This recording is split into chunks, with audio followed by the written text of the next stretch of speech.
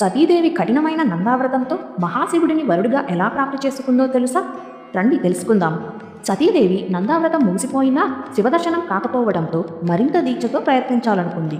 శివారాధన చేసి ఉపవాసం ఉంటూ శివధ్యానంలో కూర్చుని ఉండగా ఆమె ముందు శంకరుడు ప్రత్యక్షమయ్యాడు. సతీదేవి ఎదుట ఉన్న సర్వాంగ సుందరుడు, పంచవక్త్రుడు, త్రిలోచనుడు, శితికంఠుడు, చతుర్భుజుడు అయిన శివుణ్ణి దర్శించి సిగ్గుతో శిరస్సు వంచి ఆయన పాదాలకు నమస్కరించింది.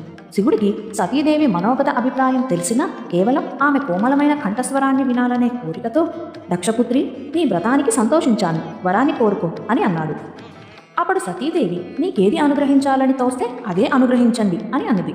వెంటనే వృషభధ్వజుడు నా భార్యగా అనుగ్రహిస్తున్నాను అని అన్నాడు. సతీదేవి మహదానందంతో ప్రభు, నా తల్లిదండ్రుల అనుమతితో యథాశాస్త్రోక్తంగా నన్ను వివాహమాడి స్వీకరించండి అని అంది. మహేశ్వరుడు సరేనన్నాడు. సతిని విడవలేక వెనుతిరిగి చూస్తూ హిమాలయాలకు చేరుకున్నాడు.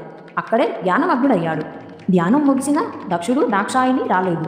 పెండ్లి విషయమూ ప్రసంగించలేదు. వెంటనే బ్రహ్మదేవుణ్ణి కలిశాడు. తక్షణమే బ్రహ్మ సరస్వతీ సమేతంగా వచ్చి రుద్రుని ముందు నిలిచారు. శివుడు తన పెళ్లి విషయం కదిపాడు. బ్రహ్మ సిగ్గుపడుతూనే వినయం నటించాడు.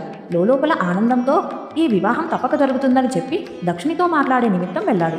బ్రహ్మ మాట్లాడేదేముంటుంది? అదంతా వాళ్ళొక పథకం ప్రకారం చేసిన పనే కదా. బ్రహ్మ దక్షుడికి చెప్పవలసినవి చెప్పి తిరిగి త్రినేత్రుని వద్దకు వచ్చాడు.